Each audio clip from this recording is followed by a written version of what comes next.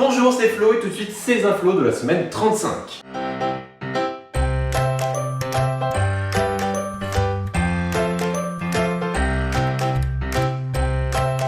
Lundi, on vous a parlé de la lutte des producteurs de lait contre Lactalis. C'est le journal LCI qui nous le raconte. En effet, les petits producteurs ne s'y retrouvent plus en vendant leur lait. Le lait des vaches, hein.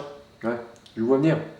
Sur une brique de lait à 78 centimes, l'éleveur ne gagne que 26 centimes. Tandis que les industriels empochent 33 centimes. Ah non, mais moi je vends l'emballage, hein. C'est quand même plus cher que le lait. Hein. Oh chiotte! Qui c'est qui a dit ça? Attends, qui c'est qui a dit ça? Qui c'est? Dans cette guerre, les producteurs veulent que le prix soit fixé à 340 € les millilitres, contre 256 € aujourd'hui. Il faut savoir que le prix du lait était fixé en 2014 à 363 € la tonne. Bon les gars, on a merdé, hein. On a donné trop de sous aux producteurs, il faudrait qu'on les récupère. Je vous propose 100 € de moins le prix de la tonne. Non mais puis c'est des agriculteurs, ça va, ils vont pas venir chez nous avec leur tracteur. Et comme on dit chez nous, l'amour est dans le pré. Une quinzaine de sites Lactalis sont barrés par les agriculteurs. Les accès des camions de distribution sont bloqués jusqu'à ce que les producteurs soient entendus. Ça me rappelle vaguement quelque chose. Il n'y a pas très longtemps. Mais bon.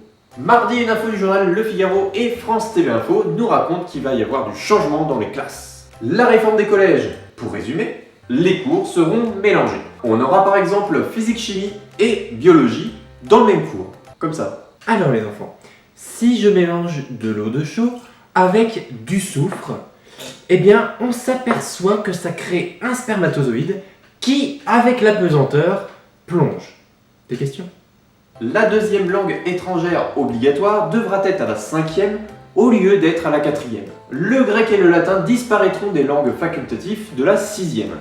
Harry, il faudra trouver un autre moyen pour lancer tes sorts. Expédie un maximum. Non mais ça marche plus ça, laisse tomber.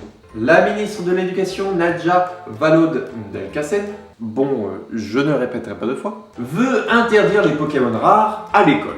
Bon alors, elle nous dit que c'est pour éviter que les personnes rentrent dans les établissements. Mais tu peux déjà rentrer dans les établissements sans Pokémon. Juste comme ça. Ouais, enfin bon, c'est plus pour éviter ça. Hé Kevin, y'a un Pikachu. Ah bon?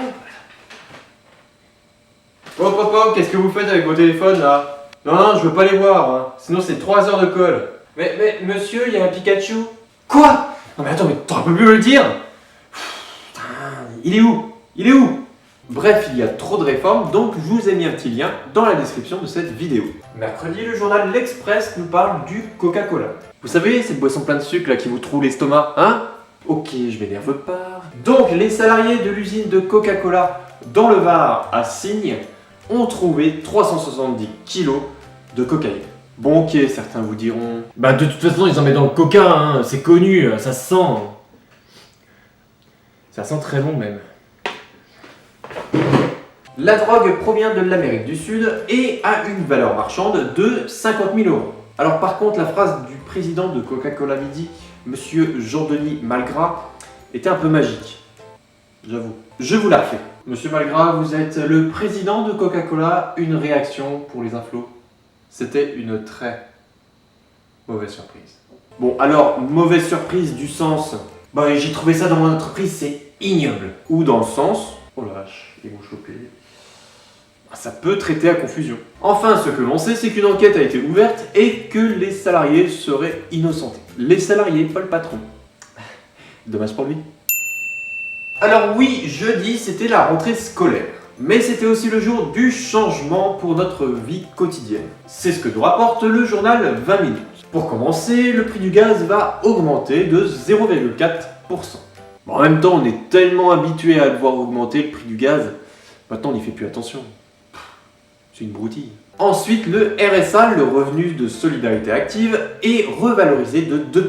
Niveau sport, la visite médicale n'est plus à faire tous les ans, mais tous les 3 ans pour ceux qui ont une licence sportive. Donc, plus d'excuses. 56, 57. Non, bah c'est bon, je suis plus apte. Visite médicale, ça doit être 1 an. Ça doit faire 1 an, donc c'est bon. Attends, c'est 3 ans maintenant. Hein Ah ouais, c'est vrai, t'as peut-être raison alors. 99, 100, voilà. À demain. Le contrôle technique automobile sera renforcé. Enfin, renforcé dans 17 centres de contrôle technique.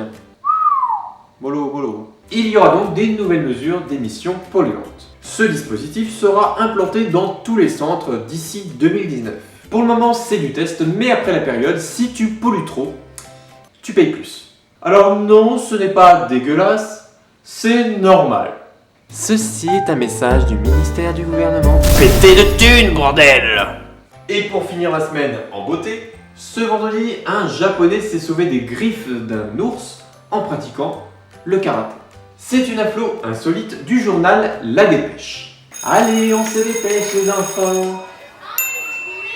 Voici l'histoire.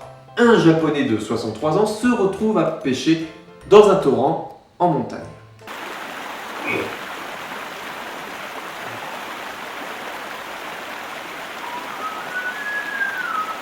Et soudainement, un ours sauvage apparaît. Ah, bonjour monsieur. Ça s'entend que vous êtes enrhumé. Un mouchoir, c'est le rhume des foins, c'est normal. Mouchoir. Avec sa force, l'ours a fait tomber le monsieur et l'a mordu à la jambe. Oh bah non, il m'a mordu ma couche, épreuve de ce matin. Oh. Mais au lieu de se sauver, le soixantenaire s'est mis en position d'attaque et a frappé les yeux de l'ours. Je vais te mettre KO. Ma sciatique. L'animal a pris la fuite et l'homme a récupéré le produit de sa pêche. C'est ça, barre-toi, c'est mon poisson. Il n'y a rien dedans. Et est parti à l'hôpital. Avec un ours, bien sûr, monsieur. Je reviens. Jacqueline, je crois que papy délire complètement. Je vous ai entendu, Le pauvre papy. Et voilà, c'est la fin de cette vidéo. Merci de l'avoir regardée. Bon, ok, j'ai fait une petite coupure, mais ça m'a permis de faire le point et de vous retrouver en pleine forme. Si vous avez aimé la vidéo, vous pouvez bien sûr vous abonner à ma chaîne. N'oubliez pas la page Facebook Les Inflos et mon compte Twitter. N'hésitez pas à me dire ce que vous avez pensé de cette vidéo en me mettant un commentaire ou un coup de pouce.